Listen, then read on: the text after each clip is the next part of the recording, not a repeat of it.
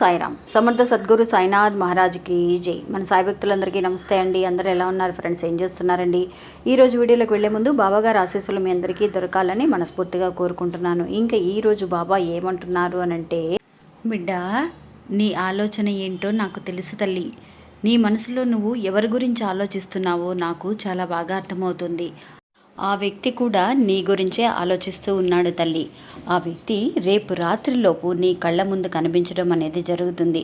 నిజంగా నా మీద నువ్వు పెట్టుకున్న భక్తి నిజమైతే కనుక నేను చెప్పబోయే ఈ మాటల్ని పూర్తిగా విను తల్లి అని చెప్పి బాబా మనకి తెలియచేస్తున్నారండి. ఏంటి బాబా ఇలా అంటున్నారు, ఎవరి గురించి చెబుతున్నారు అనేది ఈరోజు వీడియోలో తెలుసుకుందాం.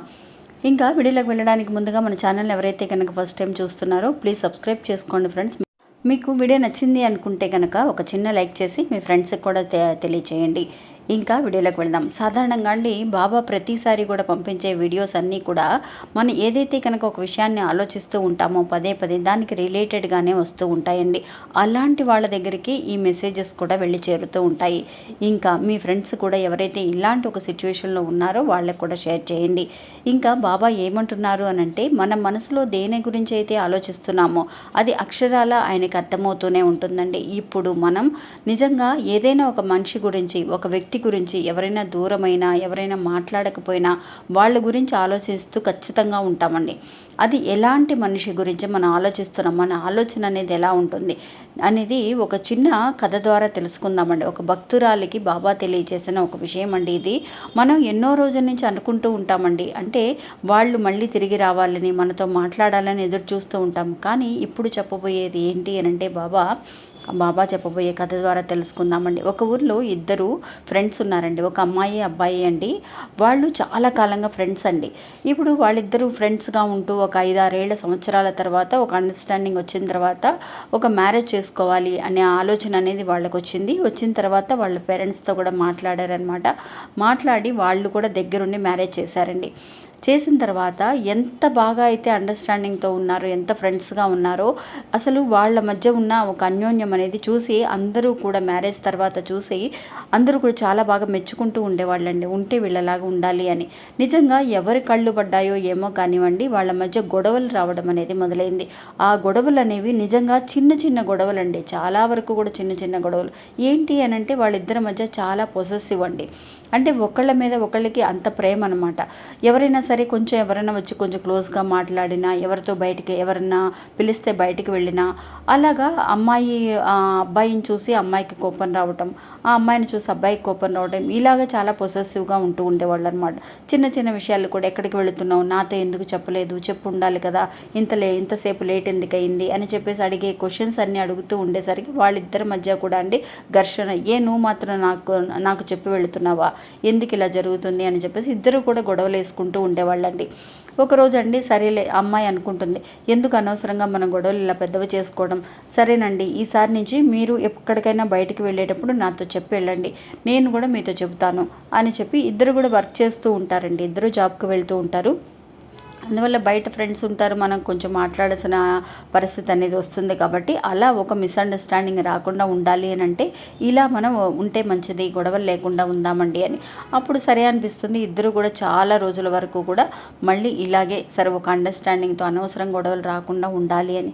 మళ్ళీ కూడా ఒక ఈగో అనేది, ఇప్పుడు తను ఏదైనా ఒక పోట్లాట వచ్చిందంటే అండి, ఎవరైతే ముందు వెళ్ళి మాట్లాడాలి, అతనే కదా మాట్లాడాలి అని చెప్పేసి ఒక ఈగోతో మాట్లాడకుండానే ఉండిపోతారండి. ఒక చిన్న విషయం అనమాట. చిన్న చిన్న విషయాలకి గొడవలు పెట్టుకోవడం, మాట్లాడకుండా ఉండడం ఇలా వస్తూ ఉండేది. ఒక 2-3 సంవత్సరాలు అయిపోయింది. మ్యారేజ్ అయిన తర్వాత ఒక 3-4 ఇయర్స్ కూడా ఉంటుందన్నమాట. అలా మ్యారేజ్ తర్వాత వాళ్ళు నిజంగా అండి ఇలా గొడవలు వస్తున్నాయి అనేసరికి వాళ్ళిద్దరి మధ్య ఒక డైవర్స్ తీసేసుకుందాము, ఇలాంటి జీవితం అనేది ఇద్దరికి కూడా కలిసి రాదు ఇంకా అని చెప్పేసి హస్బెండ్ వచ్చేసి అడుగుతాడండి అమ్మాయిని. అడిగినప్పుడు తనకి షాక్ అనిపిస్తుందండి. ఆ అమ్మాయి కూడా తను ఇంత దూరం ఆలోచిస్తామని నేను అనుకోలేదు, ఏదో చిన్న చిన్న గొడవలు కదా సరిపోతాయిలే అని. లేదు నాకు డైవర్స్ కావాలి అని చెప్పేసి ఆ అమ్మాయి ఏమో ఒప్పుకోదండి. ఇలా చిన్న విషయాలు కూడా డైవర్స్ చేసుకునేదానిగా మనం లవ్ మ్యారేజ్ చేసుకున్నాము, ఏం అర్థం చేసుకున్నావు నువ్వు నా గురించి అని చెప్పేసి ఆ అమ్మాయి కూడా పోట్లాడుతుంది. అయినా సరే ఒకరోజు తిను చేసే విషయాలు తనకి నచ్చక, అతను చేసేవి తినకి నచ్చక ఇలాగా గొడవలు రావటం వల్ల ఆ అబ్బాయి ఒకసారి చెప్పకుండానే వెళ్ళిపోతాడండి. ఒకరోజు అవుతుంది, 2 రోజులు అవుతుంది, తనకి చాలా వరకు భయం వేస్తుంది. అయ్యో ఏంటి ఇంత చిన్న విషయాలు కూడా ఇలా ఉంటారా, వదిలేసి వెళ్ళిపోయాడేంటి ఇతను అని చెప్పేసి ఫోన్ చేస్తుంది, బ్లాక్ చేసేసి ఉంటాడు నెంబరు, కాల్స్ వస్తే తీయకపోవడం ఇలా చేస్తూ ఉన్నాడండి. అతను ఎక్కడికి వెళ్ళాడో తెలీదు, ఎక్కడికి వెళ్ళి అడగాలో తెలీదు. ఆఫీస్కి వెళ్ళి అంతా కూడా ఎంక్వైరీ చేస్తుంది. ఏమండి ఇలాగ వచ్చారా ఆఫీస్కి అంటే, లేదమ్మా అతను వచ్చి 2-3 డేస్ అవుతుంది రాలేదు ఆఫీస్కి అని. అలాగా కొద్ది రోజులు అయిపోతుందండి, 1 నెల 2 నెలలు అయిపోతుంది. అతని దగ్గర నుంచి ఏ మాత్రము కూడా ఒక్క ఆన్సర్ కూడా అనేది రాలేదన్నమాట. అంటే ఎక్కడున్నాము ఏంటి ఫోన్ అనేది ఏమీ రాలేదు. ఇంకా ఆ తర్వాత వాళ్ళ అమ్మ వాళ్ళకి చెబుతుందనమాట, అమ్మ ఇలాగ ఇంట్లో గొడవలు వచ్చినాయి, నేను ఇలాగా చిన్న చిన్న విషయాలు కూడా నేను కూడా అడ్జస్ట్ చేసుకొని పోతానే ఉన్నాను, అయినా సరే అతను ఇలా చేస్తాడని అనుకోలేదు. దగ్గర దగ్గర 1 నెల 2 నెలలు అయిపోయిందమ్మా, ఇట్లాగా అతను ఇంటికే రావట్లేదు, ఏం చేయాలో నాకు అర్థం కావట్లేదు అంటే, అరే ఏంటి ఇన్ని రోజులైంది మాతో ఎందుకు చెప్పలేదు అని. లేదమ్మా మీరు కంగారు పడతారని చెప్పలేదు, నాకు ఏం చేయాలి అని అంటే, అసలు సమస్య ఏంటి, ఎక్కడ ఉంది ఏంటి అని చెప్పేసి కనుక్కొని నువ్వు తగ్గించుకుని ఉంటే కనుక బాగుండేదని. లేదమ్మా నేను కరెక్ట్గానే ఎప్పుడు కూడా అండి ఒక ఈగో అని వచ్చేటప్పుడు అతనే మాట్లాడాలని మనం ఎదురు చూస్తాం, మనం ఎందుకు మాట్లాడాలి, వాళ్ళదే కదా తప్పు అని చెప్పేసి. లేదమ్మా నాకు ఇప్పుడు అలాంటి ఈగో అంతా ఏమీ లేదు, నేను నిజంగా అతను దూరమైన తర్వాత అతను అనుకుంటాడండి, అతనికి కూడా ఆలోచించే విధానం అనేది ఎలా ఉంటుంది అని అంటే, ఇలాగా మనం దగ్గరుండబట్టే కదా తనకి చాలా పొసెసివ్గా ఎవరితో మాట్లాడినా అనుమానించడం అనేది కొన్ని గొడవలు రావటంలా జరుగుతుంది. నేను మాత్రం ఏదైనా సరే కొంచెం దూరం అయితే కనుక తనకి తెలిసి వస్తుంది అని చెప్పేసి అని అనుకున్నాడే కానీ తన దగ్గర నుంచి శాశ్వతంగా వెళ్ళిపోవాలని అతను అనుకోలేదు. ఇంకా అలా ఒక 2-3 మంత్స్ అయిపోతుంది. అయిపోయిన తర్వాత దగ్గర దగ్గర ఒక 6 మంత్స్ అవుతుందండి. అలాగా ఆ 6 నెలల తర్వాత తనంతట తనే తిరిగి రావడం అనేది జరుగుతుంది.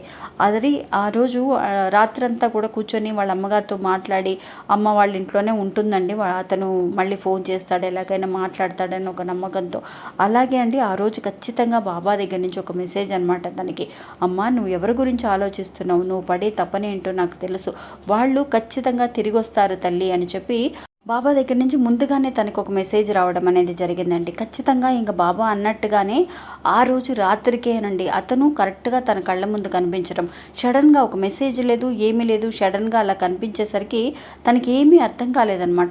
అయ్యో బాబా దగ్గర నుంచి వచ్చింది అని అంటే, నిజంగా ఇంత తొందరగా నాకు బాబా నా మనసు మార్చడం, లేదంటే కనుక అతని మనసు మార్చడం అనేది జరిగి ఉంటుంది అని అనుకొని తను చాలా హ్యాపీగా ఫీల్ అవ్వడం అనేది జరిగిందండి. అలాగే మనం ఎవరినైతే కనుక దూరం అవుతున్నామో వాళ్ళ దగ్గర ఎలాంటి ఈగో అనేది చూడకుండా వెళ్ళి మాట్లాడండి, కలిసి ఉండండి.